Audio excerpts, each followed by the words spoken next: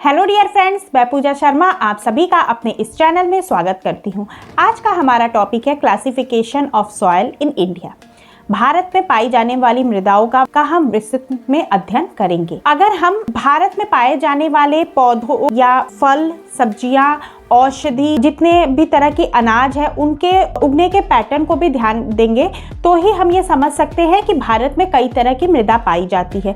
क्योंकि कुछ राज्य गेहूं के प्रोडक्शन के लिए फेमस है, कुछ राज्य राइस के प्रोडक्शन के लिए फेमस है, तो कुछ सिर्फ फलों के लिए फेमस है, कुछ मसालों के लिए फेमस है, कुछ कॉफ़ी के लिए फेमस है। तो इन पैटर्न को देख के हम समझ सकते हैं कि भारत के सभी राज्यों में मृदा की क्वालिटी में कुछ ना कुछ डिफरेंस पाया जाता है। तो आइए आज हम इसी के बारे में डिस्कस करते हैं। मैं पहले ही आपको बता देती हूँ कि ये क्लासिफिकेशन का जो वीडियो है ये 2 पार्ट में आएगा। क्योंकि ये क्लासिफिकेशन का वीडियो काफ़ी लंबा ना हो जाए, आपकी रुचि इस वीडियो में बनी रहे, इसके लिए इस वीडियो को हम लोगों ने 2 पार्ट में डिवाइड किया है। फर्स्ट पार्ट जो कि अभी आप देख रहे हैं, इस पार्ट में आप भारत की 5 प्रमुख मृदाओं को देखेंगे और दूसरे पार्ट में भारत की अन्य प्रमुख मृदाओं के बारे में हम विस्तृत अध्ययन करेंगे।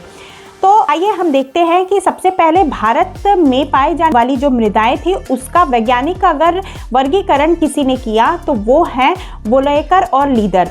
ये 2 व्यक्ति थे जिन्होंने भारत की मृदाओं का वर्गीकरण किया। इन्होंने भारत में पाई जाने वाली सारी मृदाओं के क्वालिटी और जो क्रॉप्स ग्रो करने की कैपेसिटी है इसके आधार पर मृदाओं को 4 भागों में डिवाइड किया, जिसमें से सबसे पहली है जलोढ़ मृदा, जिसको हम एलुविलियम सॉइल भी कहते हैं, काली मिट्टी, लाल मिट्टी और लैटेराइट मिट्टी। इनके हिसाब से भारत में बेसिकली 4 तरह की मृदाएं पाई जाती है।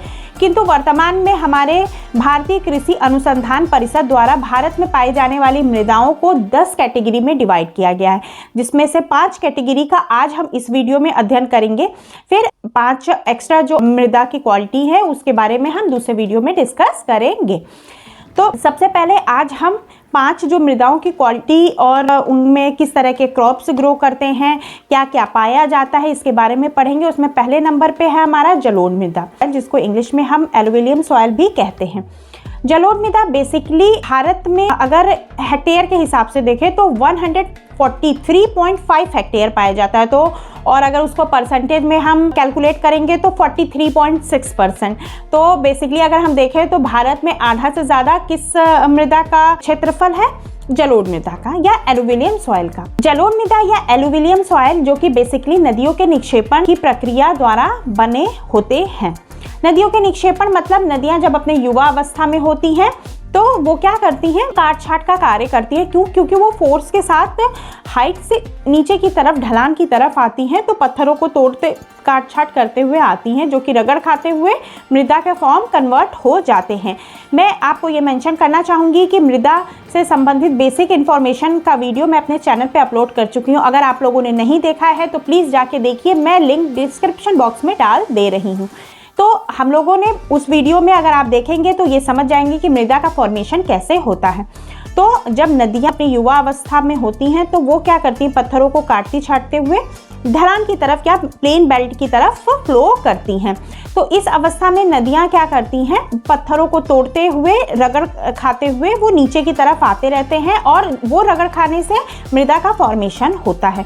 जलोढ़ मृदा बेसिकली गंगा, सतलज, ब्रह्मपुत्र के मैदानी क्षेत्रों में पाई जाती है। अब ये बेल्ट अगर हम देखें, गंगा, सतलज, ब्रह्मपुत्र के मैदानी बेल्ट, तो हम क्लियरिफाई कर पाएंगे कि जलोढ़ मृदा किन-किन भारत के किन-किन राज्यों में पाई जाती है। ठीक है, तो जलोढ़ मृदा बेसिकली नदियों के निक्षेपण द्वारा बनाई जाती है और जो कि 2 तरह की होती हैं, खादर और बांगर। खादर मृदा को नवीन मृदा भी कह सकते हैं और बांगर मृदा को प्राचीन मृदा भी कह सकते हैं। खादर जो कि नदियों के आसपास के एरिया में निक्षेपण की प्रक्रिया द्वारा बनाए जाते हैं। ये एक तरह से कहा जाए तो इसमें हर बार खादर में हर बार कुछ नई लेयर इकट्ठा होती है जो कि प्रोडक्शन में अच्छी भी होती है। इसमें ह्यूमस बहुत ज़्यादा होता है, लेकिन इसका एक ड्रॉबैक है, क्योंकि जब भी कभी नदियों का फ्लो थोड़ा सा भी बढ़ेगा तो ये मृदा क्या होती है, अपरदित भी होती है, इफेक्टेड भी होती है। बांगर क्या है? बांगर नदियों के तो किनारे से थोड़ा दूर तक के एरिया को कवर करते हैं, वो बांगर कहलाते हैं। यह मृदा भी बहुत उपजाऊ मृदा होती है। क्योंकि नदियाँ अपने साथ बहुत सारी ऐसी चीज़ें बहा के ले आती हैं जो प्लांट के प्रोडक्शन के लिए काफ़ी उपजाऊ कही जाती है। तो इसमें कैल्शियम कार्बोनेट बहुत ज़्यादा पाया जाता है। बेसिकली अगर हम इसमें प्रोडक्शन के पे ध्यान दें जलोढ़ मृदा में, तो यहाँ पे क्या होता है, इसमें गेहूँ, चावल, मक्का, दलहन, तिलहन और तंबाकू, फल, सब्जियां आदि के प्रोडक्शन के लिए ये मृदा काफ़ी उपजाऊ मानी जाती है। अब मैंने क्या पहले ही आपसे कहा कि जो जलोढ़ मृदा है या एलुविलियम सॉइल है वो क्या है, गंगा, ब्रह्मपुत्र और सतलज के मैदानी क्षेत्र में पाए जाते हैं। तो अब अगर हम राज्य पे फोकस करें, तो अगर राज्य के आधार पे हम इसको देखते हैं तो जलोढ़ मृदा जो है हरियाणा, पंजाब, यूपी, बिहार, वेस्ट बंगाल, हिमाचल प्रदेश, उत्तराखंड, उड़ीसा आदि राज्यों में पाया जाता है। ठीक है, अब इस बेल्ट के प्रोडक्शन पे भी हम अगर ध्यान दें तो हमें मालूम चल जाएगा, क्योंकि इस बेल्ट में जनरली गेहूं, दलहन, तिलहन, राइस, फलों, सब्जियों आदि के प्रोडक्शन के लिए ये फेमस है। तो बेसिकली जलोढ़ मृदा जो है वो नदियों के निक्षेपण की क्रिया द्वारा नदियों के किनारे पाई जाने वाली मृदा को कहते हैं, जो दो तरह के होते हैं, खादर और बांगर होते हैं। और बेसिकली राज्य के आधार पर मैंने आपको बता दिया कि ये किन किन राज्यों में पाए जाते हैं और इनमें किन किन तरह के फसलों का प्रोडक्शन किया जाता है। यह भारत में 43.6% इसका एरिया कवर होता है। भारत में आधा से भी थोड़ा ही कम एरिया को कौन सी मृदा कवर की हुई है, जलोढ़ मृदा। तो जलोढ़ मृदा हमारे भारत में काफी महत्वपूर्ण रोल अदा करती है और प्रोडक्शन भी इसमें काफी ज्यादा अच्छी क्वांटिटी में होता है। अगर विश्व स्तर पर हम देखें तो हमारे भारत के लगभग जितने पड़ोसी हैं, जैसे Pakistan, Bangladesh, Myanmar, Indonesia, Philippines आदि देशों में क्या पाई जाती है, जलोढ़ मृदा पाई जाती है।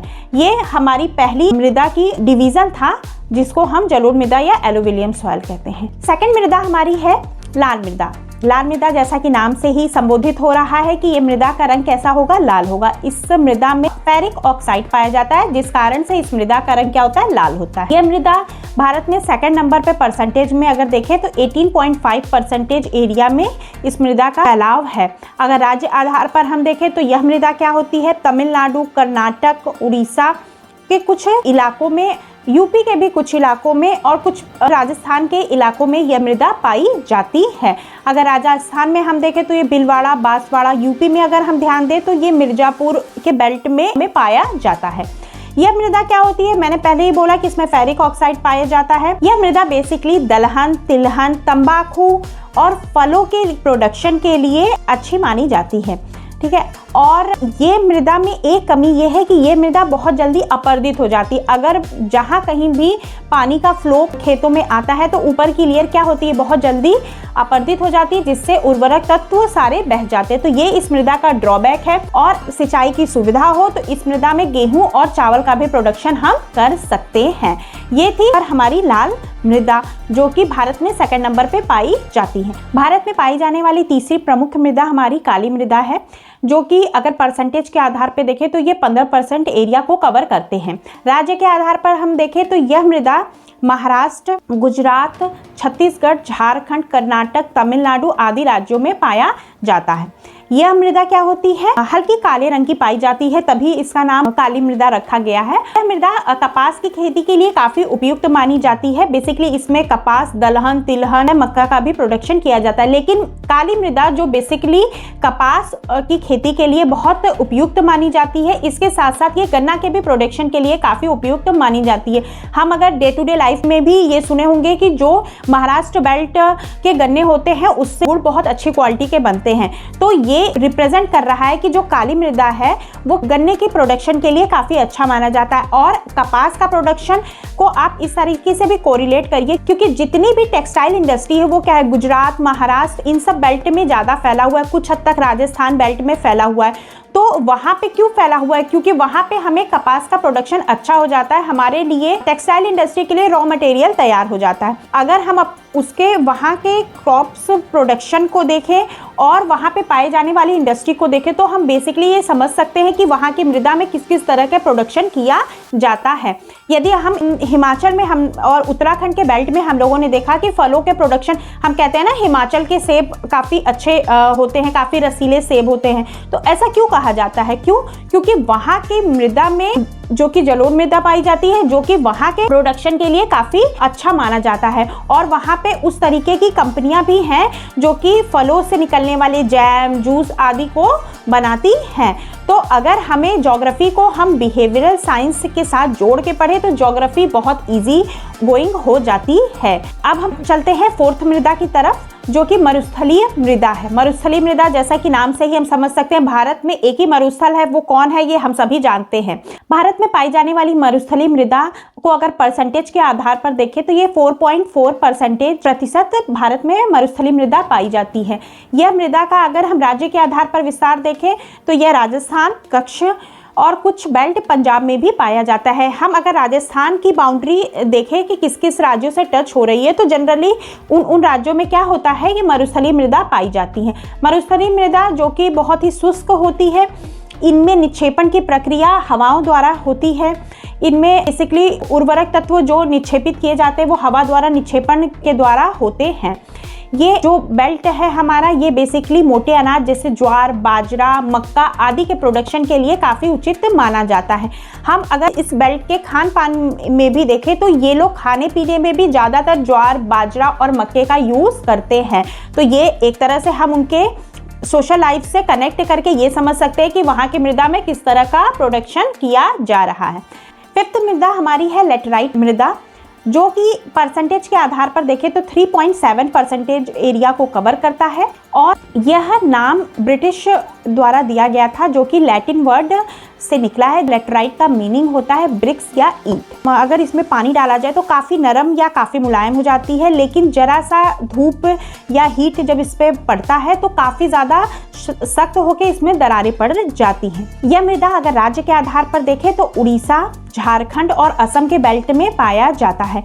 यह मृदा बेसिकली चावल, रागी, गन्ने के प्रोडक्शन के लिए अच्छा माना जाता है और यह मृदा काजू के प्रोडक्शन के लिए भी अच्छा माना जाता है। तो मैंने पहले ही कहा कि अगर हर जगह के क्रॉप्स को या फिर उस जगह किस तरह की इंडस्ट्रीज लगी हैं वहाँ को देखें तो वहाँ के मृदा की क्वालिटी को हम अच्छे से समझ सकते हैं।